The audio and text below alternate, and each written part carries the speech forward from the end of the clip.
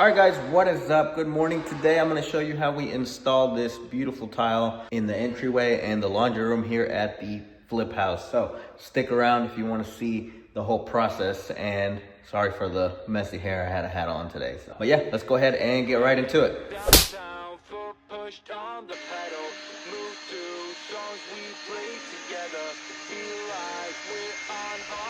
Alright, so we started by prepping the floor, specifically the entryway floor. Had a lot of grout stuff still that we couldn't get out when we ripped out the tile, so it was pretty uneven. So what we did was we mixed up some self-leveling quick patch stuff and we poured it out, and then Erickson had the little spike shoes on, and we just used a concrete floater and we just spread it out evenly to try to even out the floor.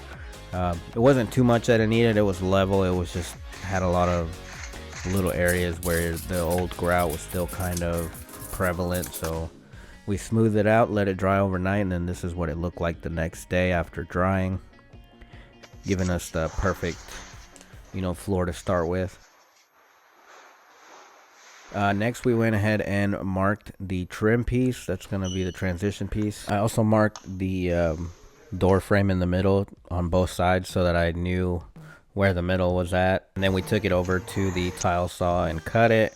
Guys, wear your safety glasses. I just always forget to look for them. And then just take it slow when you're cutting into this metal with the diamond blade. I've had a few times where it's kicked back, so I just kind of go in and out, and just take it slow. Alright, next we marked the trim on the vinyl flooring, which had paper on it. We marked over it and made the straight line, and then we started cutting it with the multi-tool. We didn't put it over the top because it's a floating floor, so we can't hold it down. It needs that room for expansion. So what we did was just put a transition right up to it, and then we sealed that edge.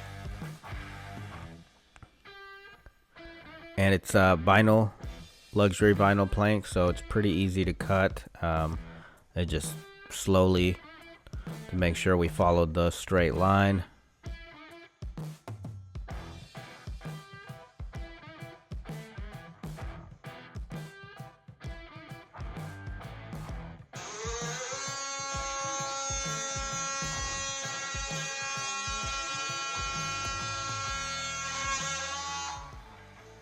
Alright, so we got our transition cut.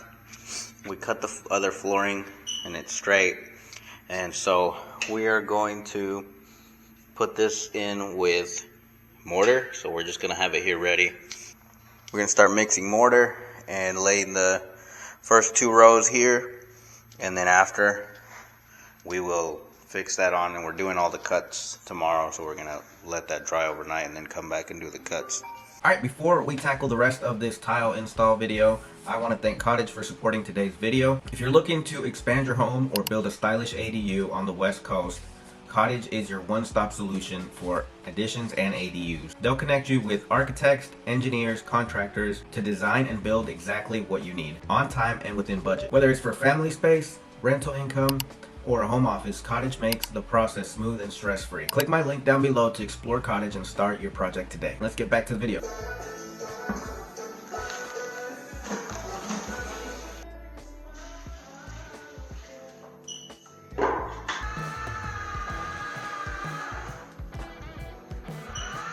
So we're using MyPay thin set mortar, and we're using white, and this one's for large format tiles.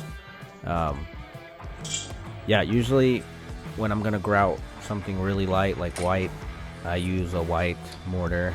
They also have the gray, so make sure you check based on what you're gonna do. Yeah, the first batch came out pretty good. I'm not a professional tiler by any means, but I do it whenever we have these bigger projects like this. I've done a couple different things, so trying to get better every time and learning new tricks and new tools every time. This little suction cup here is probably one of the best tools that I've gotten for these larger format tiles. It just helps you handle them better. I think this one I spent about $100. It's a Ruby Tools, and it comes in a little case. If I can find a link, I'll put one down below. But yeah, I think that one helps when you're doing the big tiles. It can hold a pretty good amount of weight. You don't have to worry about it falling out.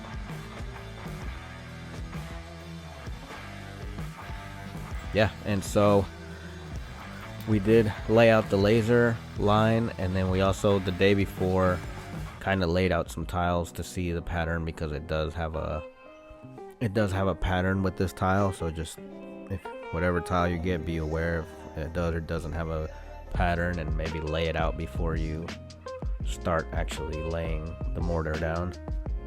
Yeah, I'm just using a 1/2 inch square notch trowel, and I'm just going about the size of two squares, and then cleaning the edges up as I go. I just like to take 1 or 2 straight lines till the end, and then after do the pieces around it. So we're working our way from the front door entrance towards the living room area here. Another cool tool that I got are these rolling knee pads. I think this one I picked up at like Harbor Freight or something cheap. I think it's like 20 bucks. Definitely need some knee pads when you're doing tile, but these are pretty cool because they have little areas where you can put tools, put spacers, and then you can move around on them pretty easily and get up and not have them running down your leg. And then over here, I did make the second batch of mortar. We made it a little bit too watery, so I kind of had to clean up after I put the trim piece down, but I laid it all on the edge, and then I put the trim piece over it. It's gonna, once it dries, you know, the mortar holds it down. That's what I was thinking, if it was gonna cut it in the middle. He does it throughout the day. Alright, normally I do the cuts after this is dried, the day after. I'm doing these because I want to finish the whole line out, and also to help hold the trim in place while it's drying. Want to make sure that we got the spacing right. So we did do the cut for these 2 pieces here, and then we put the leveling system down, and we've got our first 2 entire rows of the entryway. And then next I went ahead and put these couple of pieces that were whole pieces and attached the other trim as well, the other transition, excuse me. Alright, so we let that dry overnight. We came back the next day and started on the laundry room. We started off by marking our pattern and where we wanted to lay our first row, so just getting it straight. I wanted the where the 2 pieces meet to be right in the middle of the doorway, so when you walk in, you're walking in to 2 pieces, and also so I don't have a bunch of small pieces at the end. Yeah, I'm not a, like I said, I'm not a professional tiler. I don't do this all the time, so it takes me a little bit longer than it probably would take someone that does this every day. And also still learning, you know, the mixing and getting it right. And but there's always room for improvement, guys, and there's always you know, you get better with every job and everything that you do. So the more you do it, the better you get at it.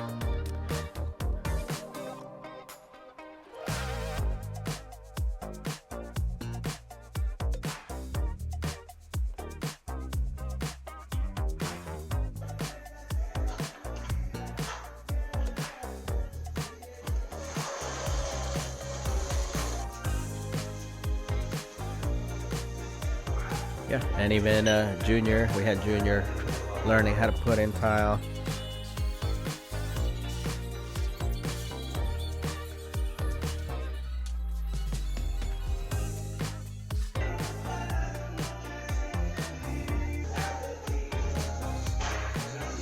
And we've got our laser here, and we're just keeping a straight line.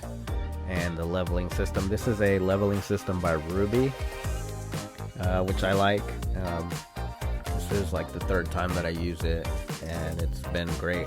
I like the twist leveling system better than the one where you have to slide in the little wedges because that kind of hurts your hand, or you have to have a special tool to push them in.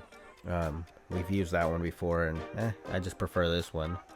You just twist it on and it levels the floor for you. Alright, and we set all this area here that first day. Came back the next day and knocked out all the little spacers. You can do it like this. We also use a rubber mallet and just hit them on the side and they come out. Sometimes you will get a piece that breaks off wrong and you'll have to cut out the little white spacer with a utility knife, but not very often. And then we moved on to marking all the cuts and dry fitting them. So I'll make all the cuts, dry fit it, make sure it's going to fit nicely. And then after everything is cut and dry fitted, then I pick them up again. And right here we're vacuuming underneath. We had to cut under the door frame here. It wasn't high enough. Alright, the laundry room cuts are all done, laid. I forgot to record because the camera was charging, but we laid all these pieces. We cut them first, so we did a dry cut and a dry placement first, and then we came back and we mixed our mortar and we set them. So these are done. The entry's done as well. I'll show you.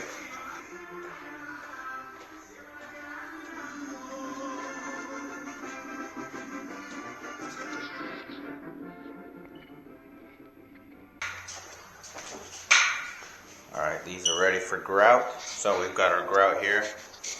We're mixing. We're using, the color is avalanche, so it's just a white, basically.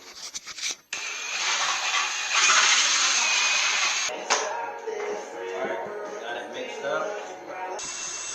Alright, yeah, so we mixed up our grout. We're using another MyPay product. Yeah, and the float we're using is just your normal floating grout, which is a little bit soft. It's kind of like a thick rubber sponge. This one's a rubber one.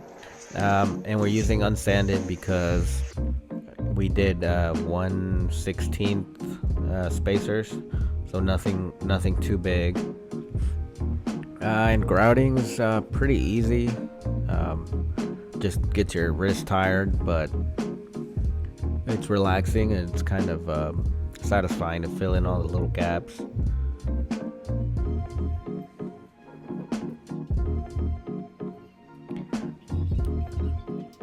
And we just worked from the farthest back part of the room and worked our way to the doorway.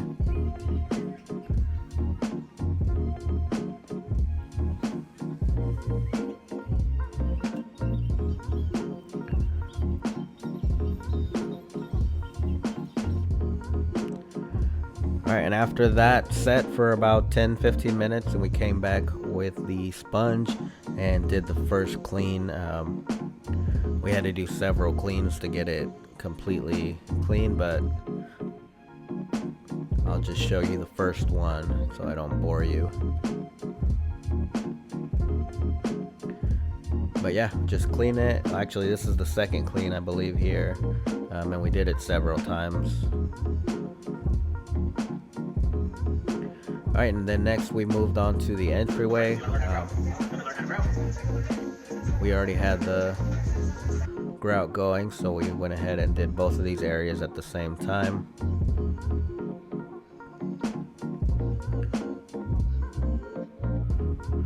And this is the final outcome of the entryway tile. I think it looks cool. I like the design. Originally we were gonna do like a black entryway, but the guys were telling me that it was too dark. And then this is the laundry room after we got the trim installed. So yeah, there was no trim. We ran it up to the wall, and then once we brought the trim in, I think it finished off the look, and it looks really nice. But yeah, let me know what you guys think of the tile choice down below. Yeah, any tips you guys have for me, and thanks for watching.